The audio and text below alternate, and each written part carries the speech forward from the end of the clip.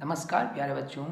आज मैं आपके लिए लेके आया हूँ अध्याय 3 धातु और अधातु के 30 इम्पोर्टेंट ऑब्जेक्टिव टाइप प्रश्न। बहुत ही अच्छा मैंने इसके अंदर मेहनत की है और ये प्रश्न परीक्षा में आने योग्य है।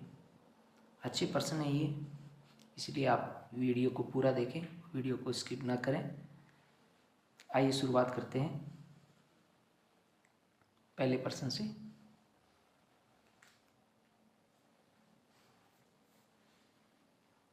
धातुओं को पीटकर पतली चादर बनाया जा सकता है। धातुओं का ये गुणधर्म कहलाता है। जो धातुएं होती है उनको पीटने से वो पतली चादर का रूप ले लेती है, पतली यानी चादर बन जाती है। तो इस गुण को क्या कहते हैं? कठोरता, आघातवर्धीता, तन्यता, सोनोरस। तो इसका राइट आंसर है आघातवर्धीता, यानी आघात करने से अगर उसकी वृद्धि होती है तो इस गुण को कहते हैं आघातवर्धीता। तो इसका राइट आंसर है बी। क्वेश्चन नंबर 2, सबसे अधिक तन्य धातु है। सबसे पहले हमारे को ये गुण समझना है धातु का कि तन्यता क्या होती है। धातु का वह गुण जिससे धातु के पतले तार खींचे जा सकते हैं, इस गुण को धातु की तन्यता का गुण कहते हैं। तो सबसे अधिक तन्य धातु यानी ऐसी धातु इनमें से कौन सी है जिनके पतले तार खींचे जा सकते हैं? बहुत कम मात्रा में होने पर भी उसके लंबे तार खींचे जा सकते हैं। सोना, चांदी, तांबा, सीसा। तो इसका राइट आंसर होगा सोना, यानी सोना सबसे ज़्यादा तन्य धातु है। तो इसका राइट आंसर होगा सोना। क्वेश्चन नंबर 3, 1 ग्राम सोने से कितने किलोमीटर लंबा तार बनाया जा सकता है?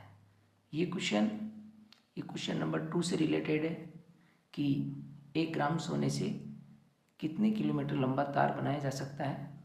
1 किलोमीटर, 2 किलोमीटर, 3 किलोमीटर, 4 किलोमीटर। तो राइट आंसर होगा इसका 2 किलोमीटर, यानी 1 ग्राम सोने से इतना पतला लंबा तार बनाया जा सकता है कि इसकी दूरी, इसकी लंबाई कितनी होगी?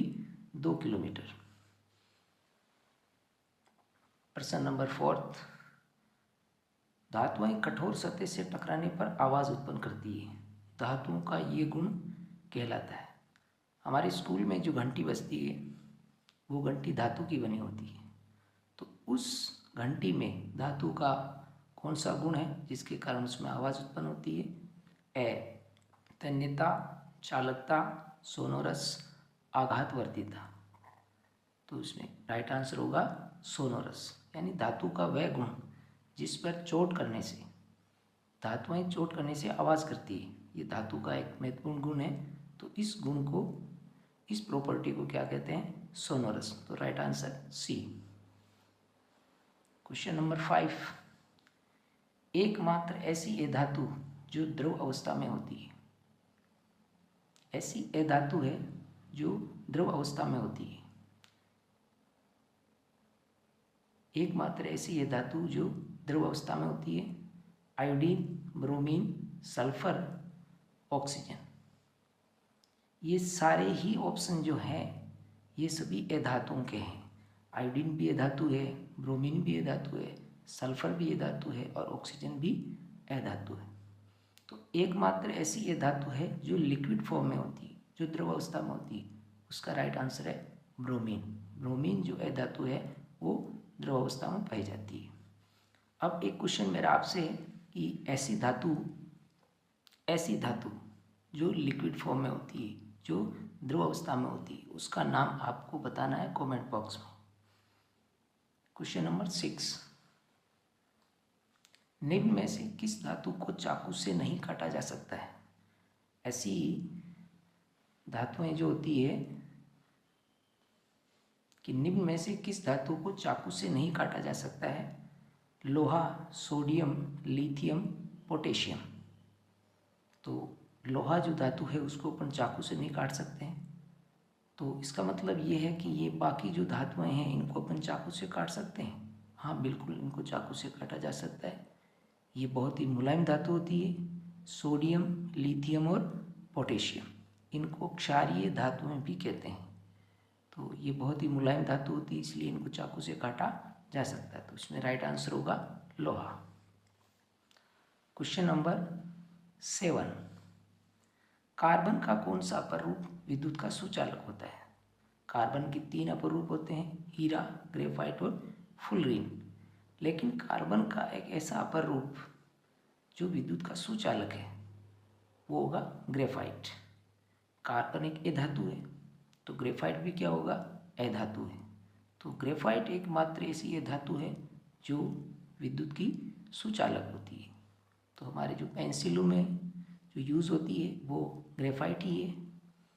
तो ग्रेफाइट विद्युत की सुचालक होती है। क्वेश्चन नंबर 8, ऐसे धातु ऑक्साइड जो अम्ल और क्षारक दोनों से अभिक्रिया करके लवण एवं जल प्रदान करते हैं वो कहलाते हैं। यानी ऐसे धातु ऑक्साइड होते हैं जो अम्ल और क्षारक दोनों से अभिक्रिया करते हैं और वो लवण और जल प्रदान करते हैं। जब वो अम्ल से अभिक्रिया करते हैं तो वो क्षार की भूमिका में होते हैं, और जब क्षार से अभिक्रिया करते हैं तो वो अम्ल की भूमिका में होते हैं। और अपने को पता है ये कि जब अम्ल और क्षार की आपस में अभिक्रिया होती है तो लवण और जल बनते हैं। तो इसके उदाहरण कौन कौन से हैं ऐसे? एक तो एल्युमिनियम ऑक्साइड और एक जिंक ऑक्साइड।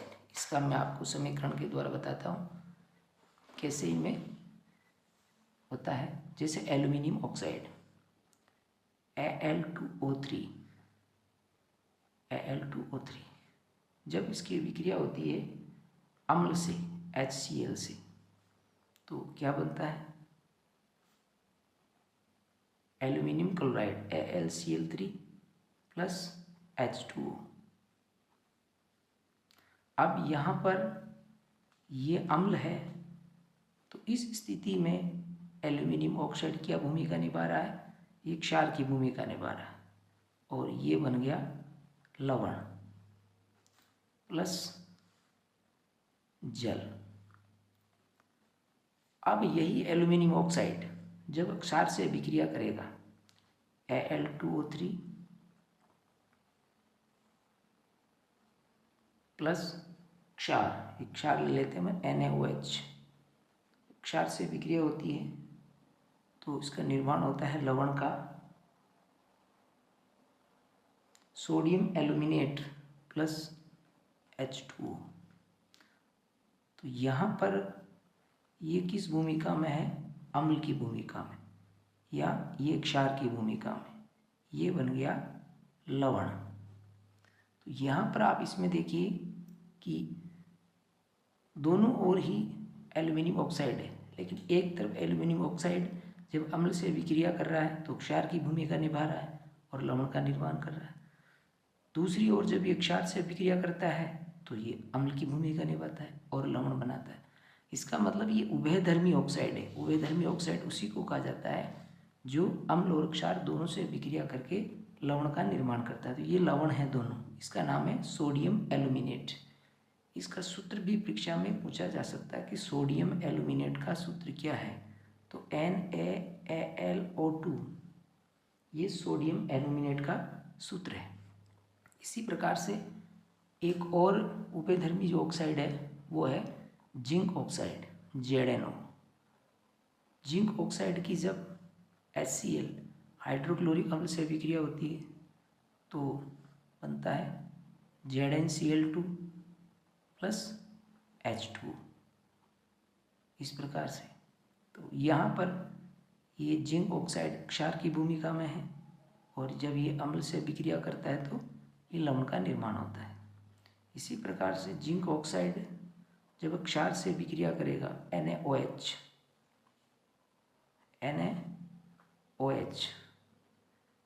से इसकी क्रिया होगी तो सोडियम जिंकेट बनेगा Na2ZnO2 plus H2O plus H2। तो यहाँ पर भी ये बन गया लवण। ये है सोडियम जिंकेट। कहने का मतलब है कि उभयधर्मी ऑक्साइड दो हैं, एक तो एल्युमिनियम ऑक्साइड और एक जिंक ऑक्साइड। ये आपको इनके एग्जाम्पल याद रखने हैं। तो इसका राइट आंसर क्या होगा? क्वेश्चन नंबर 8 उभयधर्मी ऑक्साइड से। अगला क्वेश्चन है, अत्यंत अधिक ताप पर भी ऑक्सीजन के साथ अभिक्रिया नहीं करने वाला धातु समूह है। बहुत अधिक तापमान पर भी ऑक्सीजन के साथ में अभिक्रिया नहीं करने वाला धातु समूह है सोना और चांदी। सोना Au, चांदी Ag। ये बहुत ही निम्न अभिक्रियाशील जो धातुएं हैं, इस प्रकार की जो इनकी है श्रेणी उसमें आती है। तो राइट आंसर इनका ये होगा। क्वेश्चन नंबर 10, एनोडीकरण के लिए एल्यूमिनियम की वस्तु को बनाया जाता है। मतलब एनोडीकरण नाम से ही लग रहा है कि एनोडीकरण के लिए एल्यूमिनियम की वस्तु, जब एल्यूमिनियम की वस्तु को एनोड के ऊपर लगाया जाता है, जैसे किसी भी यानी विद्युत अपघटे के अंदर धातु लगाई जाती है, तो बैटरी के जो धन टर्मिनल से जिसका लिंक होता है उसको एनोड कहते हैं, और बैटरी के ऋण टर्मिनल से जिसका लिंक होता है उसको कैथोड कहते हैं। तो एल्यूमिनियम जो वस्तु है उसका अगर उसके ऊपर ऑक्साइड की परत अपने को लेनी है तो एल्यूमिनियम को एनोड से जोड़ा जाता है। तो एनोडीकरण के लिए एल्यूमिनियम की वस्तु को बनाया जाता है। क्या बनाया जाता है? एनोड बनाया जाता है। इस क्वेश्चन में ही इसका आंसर छुपा हुआ है। तो राइट होगा ए। 11 नंबर का क्वेश्चन, एक्वारेजिया जिसको रॉयल वाटर भी कहते हैं को बनाने में सांद्र HCl और सांद्र HNO3 अम्ल का अनुपात है। यानी रॉयल वाटर बनाने में सांद्र HCl और सांद्र HNO3 दोनों को मिलाया जाता है तो एक्वारेजिया बनता है। लेकिन किस अनुपात में मिलाया जाता है? राइट आंसर होगा 3:1, यानी 3 भाग तो सांद्र HCl अम्ल और 1 भाग सांद्र HNO3। क्वेश्चन नंबर 12, धातुएं कौन से अम्ल के साथ अभिक्रिया करके H2 गैस उत्सर्जित नहीं करती है? सामान्यतः जनरली जो धातुएं होती है वो अम्ल के साथ अभिक्रिया करके हाइड्रोजन गैस उत्सर्जित करती है, लेकिन इन ऑप्शन में से एक एसिड ऐसा है, एक अम्ल ऐसा है जो धातु से अभिक्रिया करता है तो हाइड्रोजन गैस उत्सर्जित नहीं होती है। वो अम्ल है HNO3।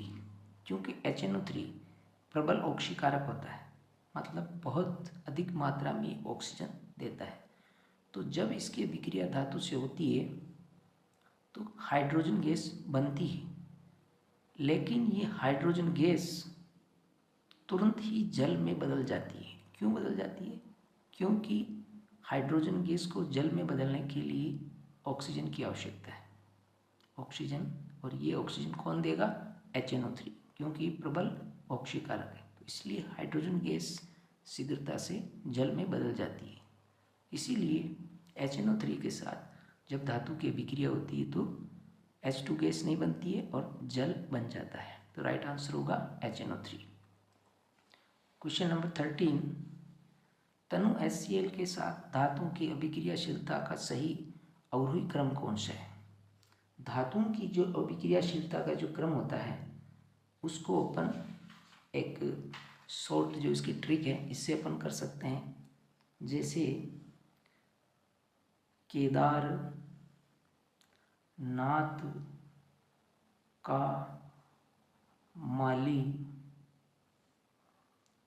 आलू, जरा, फीके, पीबी यानी पकाता है।